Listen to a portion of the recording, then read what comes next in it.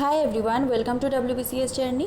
আজকে আমরা ওয়েস্ট বেঙ্গল জিওগ্রাফিতে যত পর্যন্ত ক্লাস করানো হয়ে গেছে সেইটুকুর ওপরে আমরা রিভিশন দেব এবং সেটা MCQ এর মাধ্যমে। আমরা থিওরি করেছি, এবার সেখান থেকে যে ইম্পর্ট্যান্ট কোশ্চেনগুলো WBCS-এ এসে গেছে বা PSC-র বাদবাকি এক্সামে এসে গেছে বা আসতে পারে এমন ইম্পর্ট্যান্ট কোশ্চেনগুলো কিন্তু আমরা এখানে ডিসকাস করব MCQ এর মাধ্যমে। আজকে টোটাল 40টা কোশ্চেন রেখেছি। এবার দেখো, এখানে মেন ব্যাপার হচ্ছে কি যে ধরো এখানে আমি 40টা কোশ্চেন রেখেছি, এছাড়াও হয়তো ওই টপিকের উপরে আরও কোশ্চেন হতে পারে। এবার আমার মাথায় যখন আমি টাইপ করছি তখন হয়তো আমার মাথায় সব কোশ্চেন মনে পড়লো না, তো কিছু যদি বাদ থেকে যায় যখন পরের যে চ্যাপ্টারগুলো করাবো তার যখন MCQ করাবো তার মধ্যে আমি ওর দিয়ে দেবো। সো সেটা নিয়ে তোমাদের টেনশনের কোনো কারণ নেই।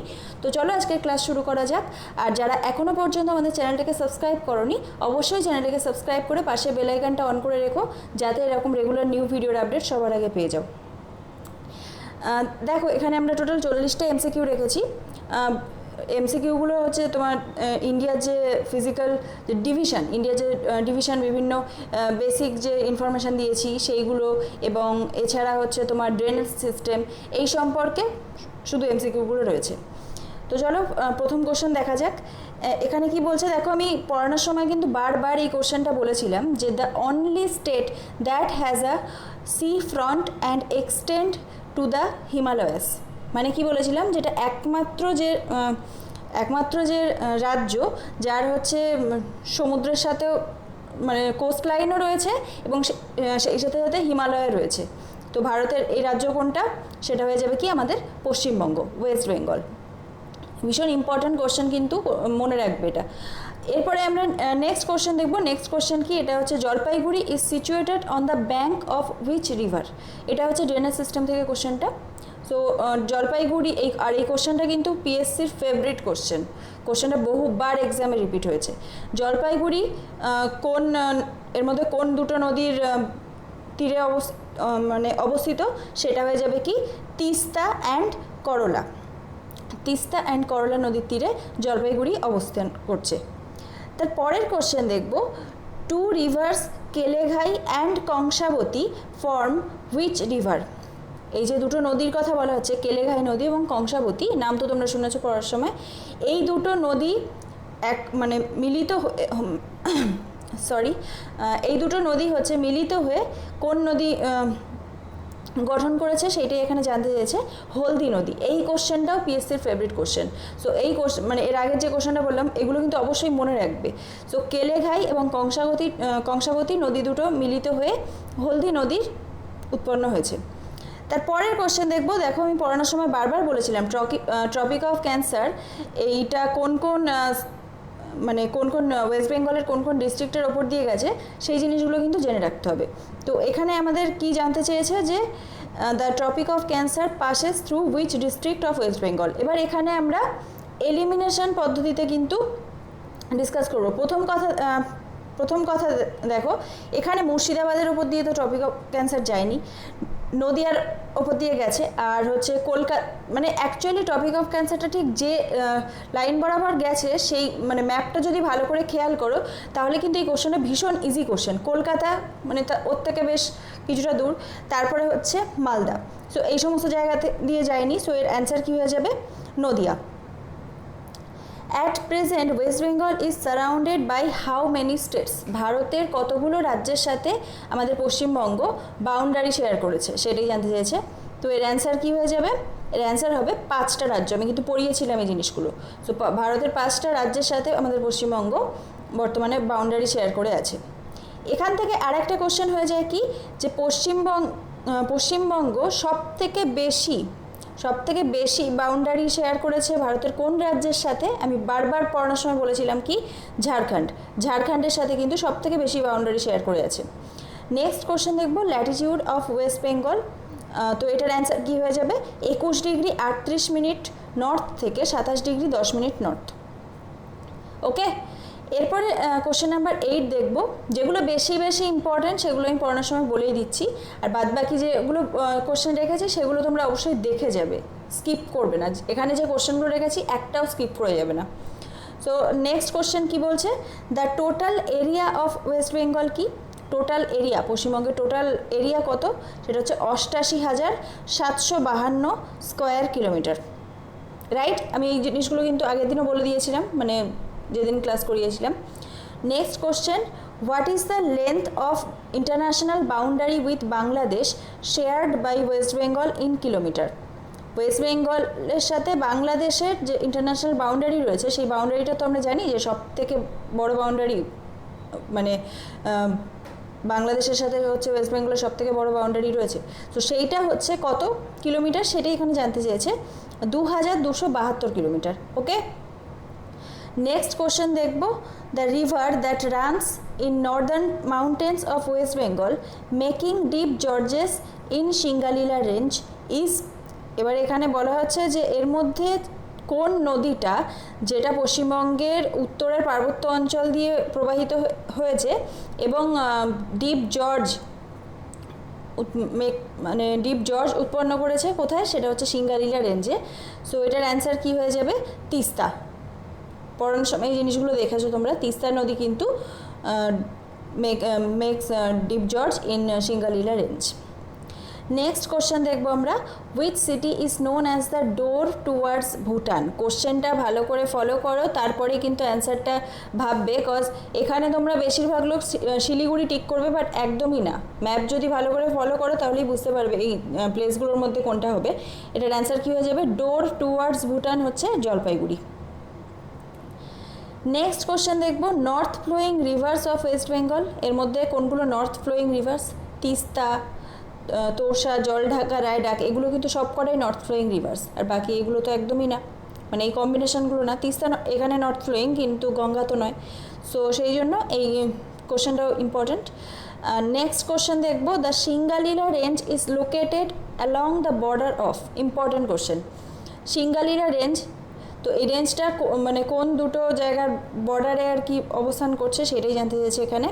এটা হবে কি, দার্জিলিং এবং নেপালের বর্ডারে কি অবস্থিত, সিঙ্গালীলা রেঞ্জ।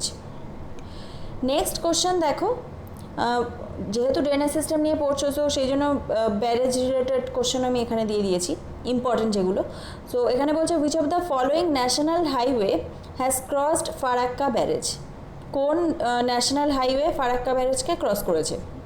এর অ্যান্সার কী হয়ে যাবে, এর অ্যান্সার হবে NH34।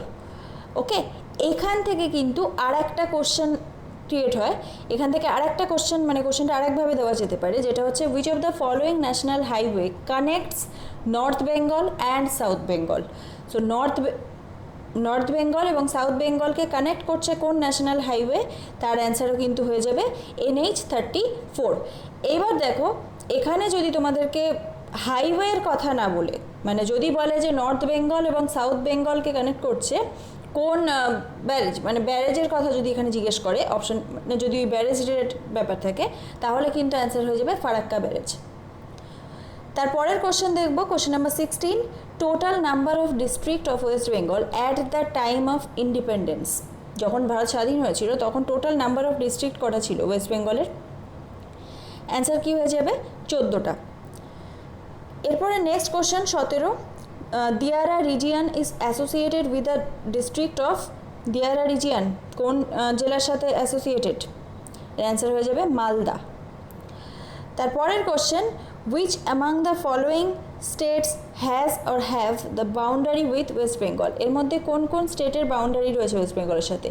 আমরা কি জানি, ওড়িশা, ঝাড়খণ্ড, বিহার, এগুলো তো সব কটারই বাউন্ডারি আছে ওয়েস্ট বেঙ্গলের সাথে। তোমরা যদি ম্যাপটাকে, আমি এখানে ম্যাপ রাখতে ভুলে গেছি, নাহলে আর একবার দেখানো যেত, তোমরা ম্যাপটা একবার দেখে নেবে যে এই যে 3টে রাজ্য, এগুলো কিন্তু সব কটাই হচ্ছে ওয়েস্ট বেঙ্গলের সাথে বাউন্ডারি শেয়ার করেছে, তাহলে এগুলো অ্যান্সার হয়ে যাবে।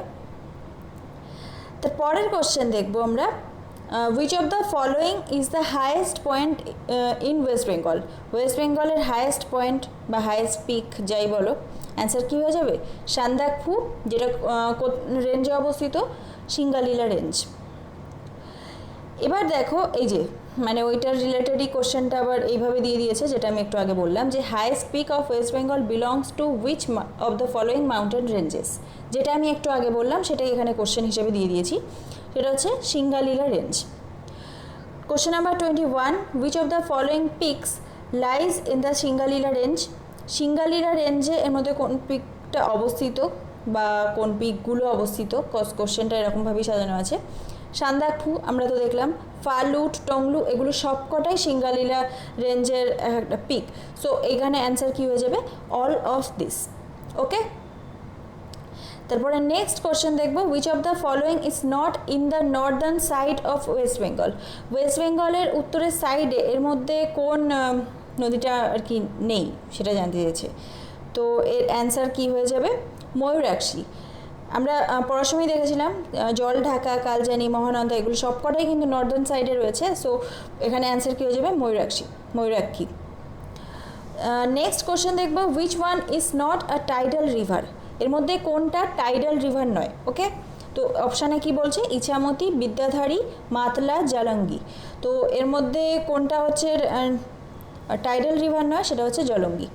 ঠিক আছে, আচ্ছা নেক্সট কোশ্চেনে যাওয়ার আগে বলে রাখি, তোমাদের যে দেখবে এই যে টপিকগুলো আমি বললাম, যেগুলো সম্পর্কে আমরা এখন এমসিকিউ প্র্যাকটিস করছি, এই টপিকগুলোর যে ক্লাসগুলো করানো আছে তোমরা কিন্তু অবশ্যই দেখে নেবে। মানে যারা এখনও পর্যন্ত দেখোনি আমি তাদের কথা বলছি, অবশ্যই কিন্তু ওই ক্লাসগুলো দেখে নেবে, তাহলে তোমাদের এই কোশ্চেনগুলো অ্যান্সার করতে সুবিধা হবে। এবার দেখো next question, which one is an example of glacier river. মানে হিমবাহ থেকে উৎপন্ন হয়েছে এমন নদী এর মধ্যে কোনটা। দেখো এখানে বাকি অপশান আর দেখারও কোনো দরকার নেই, কজ তোমরা জানো তিস্তা একটা হিমবাহ থেকে উৎপন্ন হয়েছে। এবার তোমাদেরকে একটা হোমওয়ার্ক দিচ্ছি আমি পড়িয়েছিলাম এই ড্রেনেজ সিস্টেম যখন ক্লাস করেছিলাম তখন পড়িয়েছিলাম এই তিস্তা নদী কোন গ্লেসিয়ার থেকে উৎপন্ন হয়েছে। তোমরা এটাকে কিন্তু প্রত্যেকে যতজন ভিডিও দেখবে ততজন কিন্তু আমাকে কমেন্ট সেকশনে কমেন্ট করে জানাবে। Next question, most important river of plain region of the northern part of West Bengal. West বেঙ্গলের নর্দার্ন পার্টের মধ্যে নর্দার্ন পার্টের যে প্লেন রিজিয়ন, মাউন্টেন রিজিয়নের কথা বলা হচ্ছে না, প্লেন রিজিয়ন, সেখানে মোস্ট ইম্পর্ট্যান্ট রিভার এর মধ্যে কোনটা, অ্যান্সার কি হয়ে যাবে, মহানন্দা। এরপর ভীষণ ইম্পর্ট্যান্ট কোশ্চেন, কানাডা dam is associated with the project name. মানে কোন নদীর সাথে অ্যাকচুয়ালি অ্যাসোসিয়েটেড সেটাই এখানে বলা হচ্ছে। এটা হচ্ছে ময়ূরাক্ষী নদীর সাথে কানাডা ড্যাম অ্যাসোসিয়েটেড। তারপরের কোশ্চেন, এটাও important, Atrai is a tributary of river. এটা কোন নদীর ট্রিবিউটারি, কী হয়ে যাবে, যমুনা। তারপরের question, Terai region of West Bengal is রাফলি।